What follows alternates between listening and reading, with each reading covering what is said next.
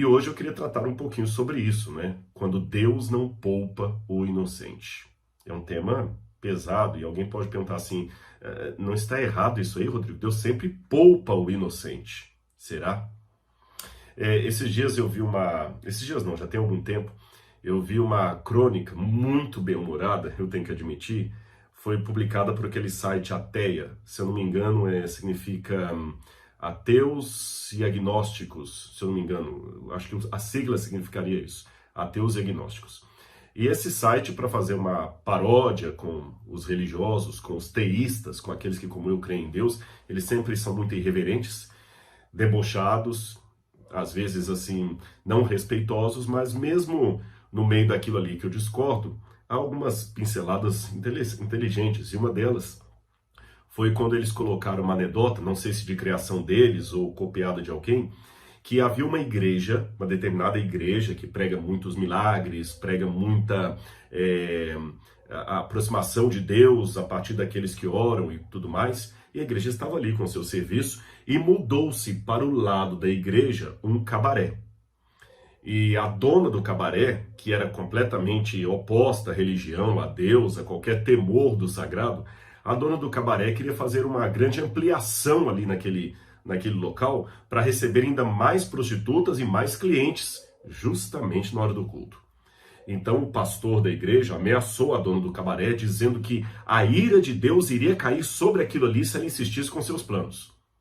E não é que pouco tempo depois um raio do céu caiu e acabou provocando um incêndio no cabaré? A dona do cabaré não se fez de rogada, ficou chateada com aquela situação e colocou um processo contra a igreja. Ela queria que a igreja a indenizasse pelos danos do seu cabaré, que, segundo ela, aconteceram porque o pastor ameaçou que, se ela construísse aquilo ali, que ele iria orar a Deus para mandar uma destruição, fogo do céu sobre o cabaré, coisa que de fato acabou acontecendo depois.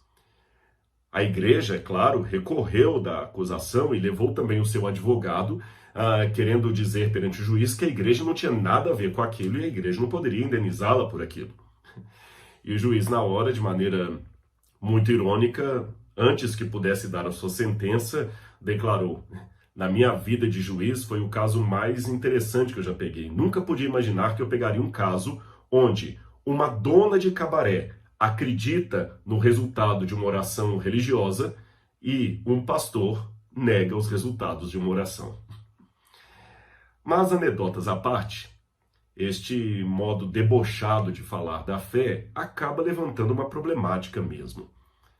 Será que Deus está realmente mandando os seus castigos? Eu já falei sobre isso em outros vídeos. E se está mandando, os que estão sofrendo são pessoas que realmente estão afastadas de Deus, porque afinal de contas, a Bíblia promete em várias ocasiões, o clássico Salmo 91, né? 1000 cairão ao seu lado, 10.000 à sua direita, mas você não será atingido. Somente com os seus olhos você contemplará o castigo dos ímpios. Praga nenhuma chegará à tua tenda, diz também outra passagem.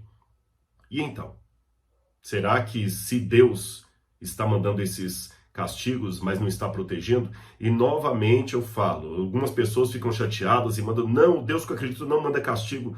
Irmãos, desculpem, a Bíblia fala diversas vezes que Deus mandou o seu castigo para punir o povo, para que o povo pudesse reconsiderar. Deus não é um castigador gratuito, que castiga por capricho, mas a Bíblia está repleta de exemplos e mais exemplos que Deus mandou um anjo do céu para destruir as pessoas.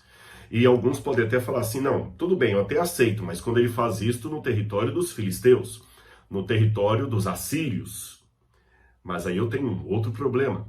É que, em primeiro lugar, hoje ficou um tanto politicamente incorreto falar mal dos assírios e dos filisteus.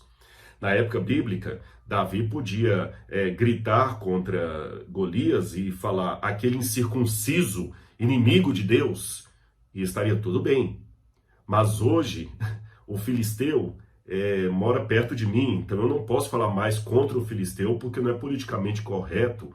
Eu posso ser acusado de xenofobia, de aversão ao estrangeiro, de racista, de qualquer coisa. Então hoje eu não posso mais condenar as práticas dos filisteus como na época bíblica. Eu tenho que aceitar o filisteu e falar a minha mensagem do Deus de Israel sem ofender a cultura, a idolatria, os atos que os filisteus praticam. Aliás, existe um revisionismo na história aí que quer até redimir figuras do passado, como os filisteus, os assírios, que na verdade não eram tão maus assim. Nessa sequência, apenas uma ironia aqui, eu imagino que em 50 ou 100 anos também vão querer redimir os nazistas, dizendo que eles não eram tão maus como nós hoje pensamos. Mas isso foi apenas uma digressão.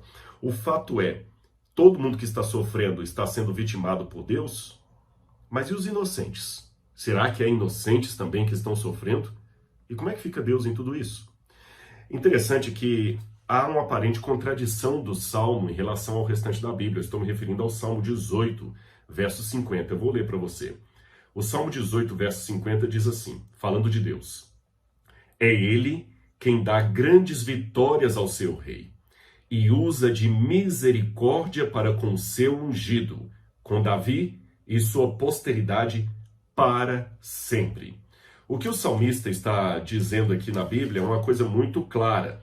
É um salmo de Davi. E ele diz que Deus dá vitórias ao seu rei. E usa de misericórdia para com seu ungido para sempre. E a palavra ungido aqui é Mashiach, que nós traduzimos por Messias. O ungido aqui representa aquele descendente de Davi que seria o grande Messias de Israel. Deus usa de misericórdia para com o Messias e com Davi e a posteridade de Davi por um ano? Não, por dois não, para sempre. Porém, quando você vai então o que o Salmo está dizendo é que Deus vai usar de misericórdia para com o Messias e vai também usar de misericórdia para com a posteridade de Davi para sempre, não por um tempo.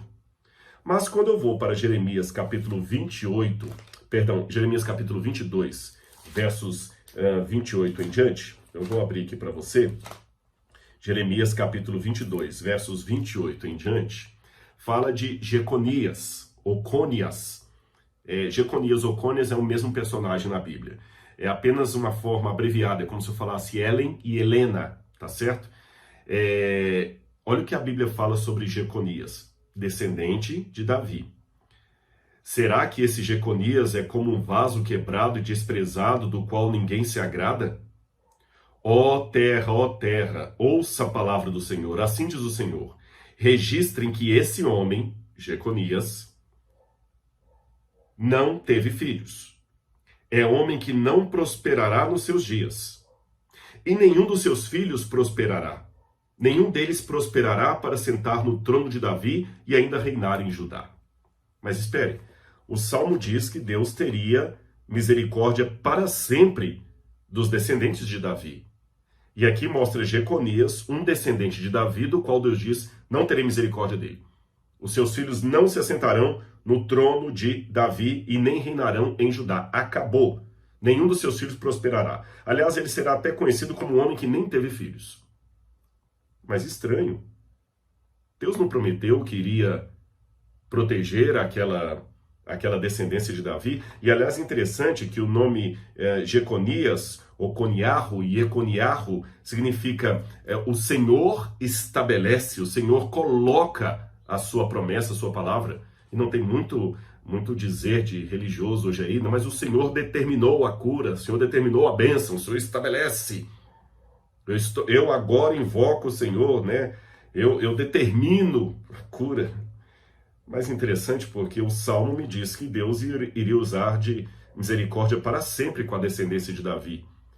Mas aqui eu vejo que não usou, porque diz que Jeconias não prosperaria, nem ele, nem nenhum dos seus descendentes, que por tabela eram descendentes de Davi, e nunca reinariam em Judá.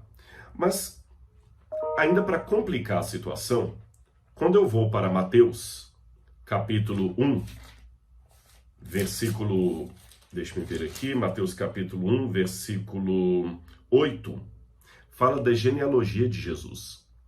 E quando fala da genealogia de Jesus, verso 11, fala, Josias gerou Jeconias, que na verdade era um ancestral de Jeconias, não o pai direto dele. Ele era filho de Joaquim. E seus irmãos no tempo do exílio da Babilônia. Depois do exílio da Babilônia, Jeconias gerou Salatiel. E Salatiel a Zorobabel e assim por diante. Então, ele teve filhos, e até um deles que foi governador, Salatiel. E dos descendentes de Jeconias, viria um chamado Jesus de Nazaré, que por sua vez era o Messias. Então agora a coisa complica, porque Deus parece que tem horas que promete, tem horas que despromete, depois volta a prometer. Ele prometeu que teria misericórdia e prosperidade para a descendência de Davi por todo sempre. Depois disse que um dos descendentes de Davi, Jeconias, não teria prosperidade, nem ele nem os seus filhos, e acabou. E de fato Jeconias foi o último rei de Judá. Mas depois, no Novo Testamento, nós vemos Jeconias tendo filhos, entre eles Salatiel, que foi um governador de Judá, e na sequência vem Jesus. Então, como é que a gente resolve isso? Afinal de contas, qual Deus que eu vou aceitar? O Deus do Salmo 18 ou o Deus de Jeremias? Qual desses dois? Ou do Evangelho de Mateus? É curioso que a gente fica sempre procurando encontrar uma explicação para todo o problema, e isso às vezes nem sempre é a solução. Sim, eu até falei uma coisa aqui que dá para pensar. Dar explicação para um problema não é sinônimo perfeito de encontrar a solução do problema. Isso é curioso. Filosoficamente falando, é um paradoxo. Mas nem sempre dá para harmonizar ou encontrar a solução com dar a explicação. Eu vou ilustrar o que eu quero dizer. Uma moça engravidou, não é? E agora nós temos que resolver o problema da gravidez dela. Uma moça que engravidou, uma gravidez indesejada, ela não tinha ninguém, foi estuprada, qualquer coisa. Então nós vamos dar um apoio àquela moça, à gravidez dela, e isso é encontrar uma solução para o problema. Agora, falar, mas ela foi estuprada porque ela andava de madrugada, sozinha, não deveria, ela não obedeceu à mãe dela, ela foi para balada quando não deveria ir, por isso que... Isso não é encontrar a solução, isso é ficar dando explicação. É como os amigos de Jó, que ao invés de darem uma solução para o problema dele, ficavam dando explicações para o problema dele. E os púlpitos estão repletos de pessoas que só ficam dando explicações, explicações e explicações. Na época de Jesus não era diferente. No Evangelho de Lucas, capítulo 13, verso 1, diz que as pessoas estavam conversando com Jesus ali, e olha o que perguntaram para Jesus. Naquela mesma ocasião, estavam ali algumas pessoas que falavam a Jesus a respeito dos galileus, cujo sangue Pilatos havia misturado com os sacrifícios que os mesmos realizavam.